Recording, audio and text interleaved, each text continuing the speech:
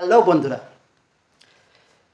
আজ 20শে জুন গোটা পশ্চিমবঙ্গ জুড়ে পালিত হচ্ছে পশ্চিমবঙ্গ দিবস। তারকেশ্বরের সভায় মুখ্যমন্ত্রী সমেত তার পুরো ক্যাবিনেট এবং প্রধানমন্ত্রী উপস্থিত রয়েছেন। আচ্ছা বলুন তো, কেন এই দিনটা এতটা গুরুত্বপূর্ণ? কেন এই দিনটাকে পশ্চিমবঙ্গ দিবস হিসাবে চিহ্নিত করা হয়েছে? কারণ এই দিনটা পশ্চিমবঙ্গ গঠনে, পশ্চিমবঙ্গের ইতিহাসে এবং পশ্চিমবঙ্গের ভৌগোলিক অবস্থানের জন্য এক গুরুত্বপূর্ণ ভূমিকা পালন করেছে। চলুন বন্ধুরা, সেই গল্পটাই সংক্ষেপে বলি।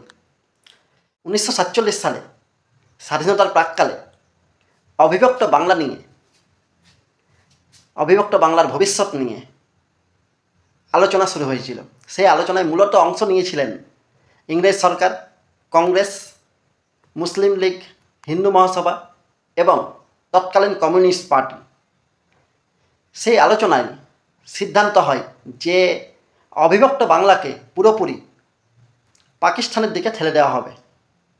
কিন্তু তৎকালীন বঙ্গীয় আইনসভায় ভোটাভুটির মাধ্যমে এই সিদ্ধান্তে আসা হয় যে বাংলার পশ্চিমাংশ ভারতবর্ষের সঙ্গে যুক্ত হবে এবং পূর্বাংশ পাকিস্তানকে দিয়ে দেওয়া হবে। এই পশ্চিমবঙ্গকে, অবিভক্ত বাংলার পশ্চিমাংশকে ভারতের সঙ্গে যুক্ত করার সিদ্ধান্তে এক গুরুত্বপূর্ণ ভূমিকা নিয়েছিলেন শ্যামাপ্রসাদ মুখার্জি মহাশয়। হয়তো তার জন্যই বা তার সহকর্মীদের জন্যই আজকে আমরা ভারতবর্ষের সঙ্গে যুক্ত হয়ে আছি। বিগত সরকার পয়লা বৈশাখকে পশ্চিমবঙ্গ দিবস হিসাবে চিহ্নিত করেছিলেন।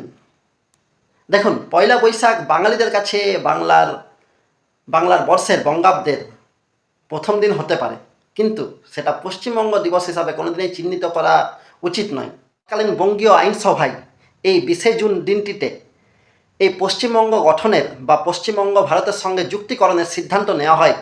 তাই এই 20শে জুন দিনটি পশ্চিমবঙ্গের বাঙালিদের কাছে পশ্চিমবঙ্গ দিবস হিসাবে অধিক গুরুত্বপূর্ণ।